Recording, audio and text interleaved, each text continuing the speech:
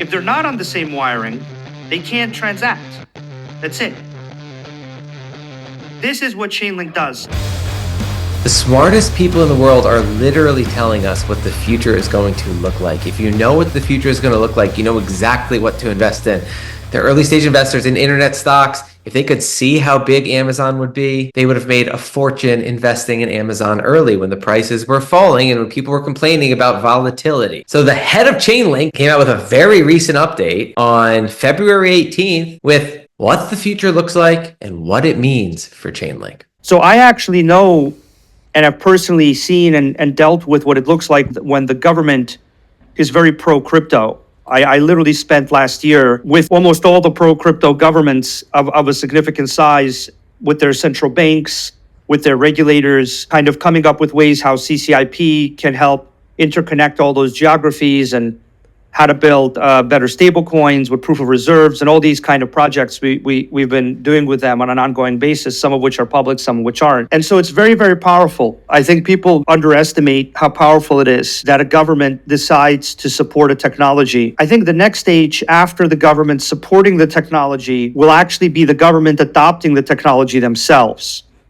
So you'll start to see things like the US Treasury and other departments of the government start to adopt blockchain technology themselves, similarly to how they adopted web technologies. Like they all had to get operating systems, they all had to get servers, they all had to get personal computers for their staff. All of these things, the government had to adopt at some point. So right now, the state of Web3, I think, is basically as bright as it's ever been. So he's not lying that the biggest governments on the planet that he is directly working with, that Chainlink is directly working with, he's not lying that they are going to support and then use crypto. We've already seen it with massive partnerships. So he's just hammering that point home, that the future is being built with crypto. The entire United States Treasury is going to be running on the blockchain. Chainlink is already partnered with Swift. BlackRock is using Securitize. Securitize is using Chainlink to tokenize assets. So that's the future that's being built before our very eyes. Everything's going to run on chain. And what he's saying, which is revolutionary, is that crypto is similar to the personal computer and to the cloud. So just like Amazon Web Services and Microsoft Azure got filthy rich with their massive cloud contracts with the US government, blockchain infrastructure platforms are also going to generate a massive amount of revenue from their partnerships with the government, right? The government will be their client. Government will pay to use public blockchains like Ethereum, but also like Chainlink, right? The glue that's holding the future finance system together. That's how massive it is. He's totally right about this. He's not lying. This is truth. Do I believe that everybody's behavior towards their portfolio and asset management will shift from 80% stable assets to 80% speculative assets? Like everyone just becomes a degenerate gambler and starts buying meme coins with 80% of everything they own. The most conservative people in Switzerland, right? They all just say, I don't believe in real estate and gold. I'm taking 80% of my net worth and I'm dropping it in meme coins. Okay, then cryptocurrencies and NFTs and meme coins can eclipse real world assets.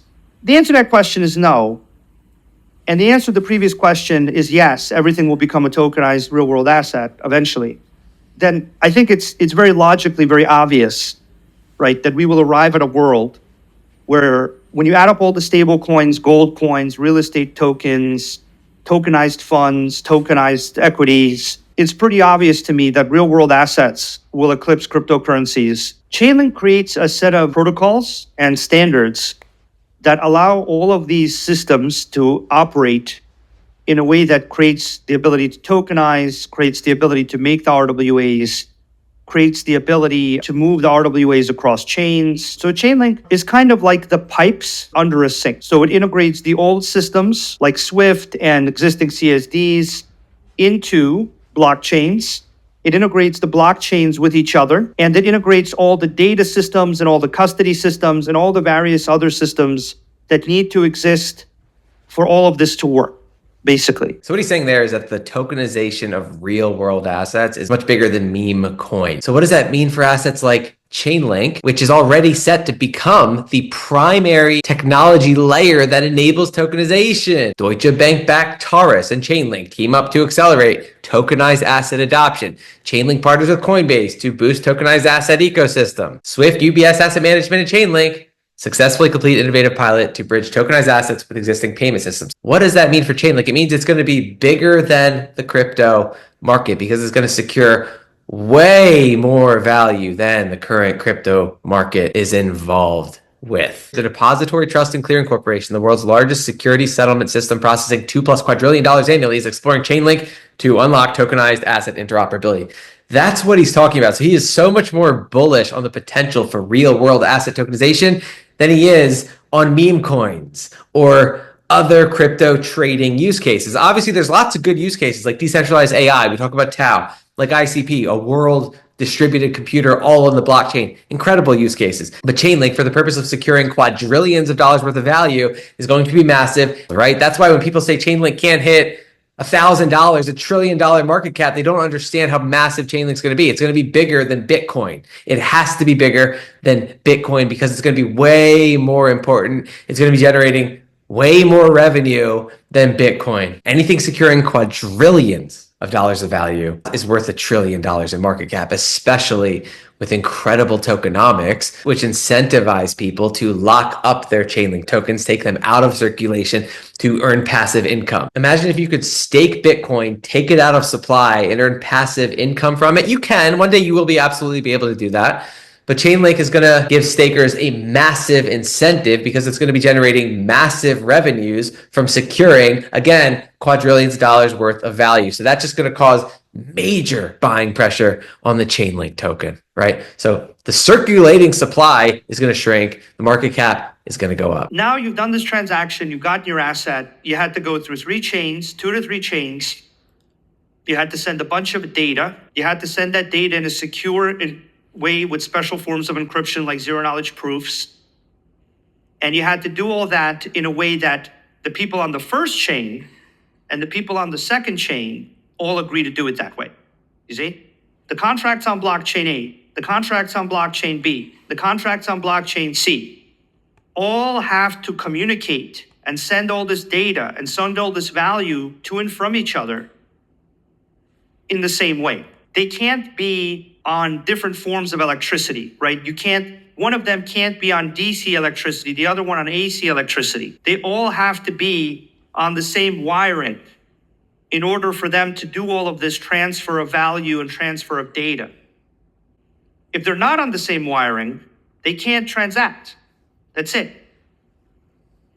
This is what Chainlink does. And the big difference between Chainlink and many other systems that try to do a portion of what Chainlink does, they only do a portion of it. So Chainlink is the only, you could say, platform that in one set of protocols can do all of the things I just said to you. It can send the price data to settle. It can send the identity data. It can verify the proof of reserves. It can move the payment, it can receive the asset, it can move the asset somewhere else. It can prove all these things to all of these different systems. It can integrate with the legacy systems of everyone on all those chains so they can interact with all the contracts and they can interact with all the data. They can interact with all the other chains. Right now, at this moment in time, there's no system that does that collection of things at the same time. And this is why my view of Chainlink has evolved from Chainlink is a protocol for data, or Chainlink is a protocol for cross-chain, or Chainlink is a protocol for identity, or Chainlink is a protocol for off-chain computation, or Chainlink is a protocol for synchronizing with AI and blockchains. On to Chainlink is a set of standards that developers can compose into complicated, advanced blockchain transactions. You see? This is not about just delivering a piece of data, and it's not just about delivering a piece of identity, and it's not just about creating a connection.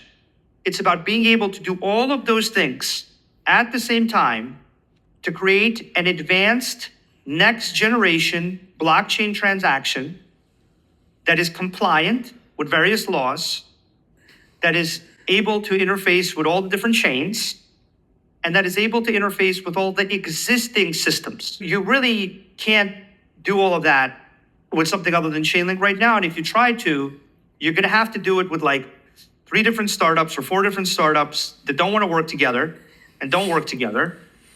And you're going to have to build 3 or 4 other things that they don't even have. So the standards that Chainlink creates, that the Chainlink community has invested massive energy and time into, are basically becoming now the way to do a transaction that is more advanced than I send you coin, you send me coin on the same chain with no other data. And my view is that the vast majority of blockchain transactions will eventually be those advanced transactions. Every chain that is part of this CRE network is going to benefit from the massive interoperable traffic that connects not only these chains together, but the Swifts of the world, the Deutsche Banks of the world, all together into one global system. A little scary, a little big brother, but he's talking about building the next internet. So it's the foundational layer of the internet. Software is eating the world. This is the next evolution of software, blockchain technology infrastructure that's connecting everything and tokenizing the world's value, right? So our goal is to find the next Amazon that can 100x over time. Here's the chart of Amazon. Looks kind of similar to Chainlink in a way, right? We have the massive pump, we have the massive crash. Then we have this period of kind of like slow accumulation, volatility, pain. And then at some point right here, after one last massive sell-off, that is the bottom. And Amazon went from $2 to $220, right? It did 100x. Chainlink is in a similar situation right now. We're just waddling through the current financial market that has no idea what is going on with the space. The only reason Chainlink is so cheap right now is because big institutions and multi-billionaires don't understand how powerful and important Chainlink is going to be, or how important blockchain is going to be, right? The entire world's value is going to be tokenized on blockchains. They don't understand that yet. If they did, Chainlink would have made its move already. It hasn't yet. There's no money in this space yet. That's why we're early stage investors taking advantage of dips in revolutionary technology.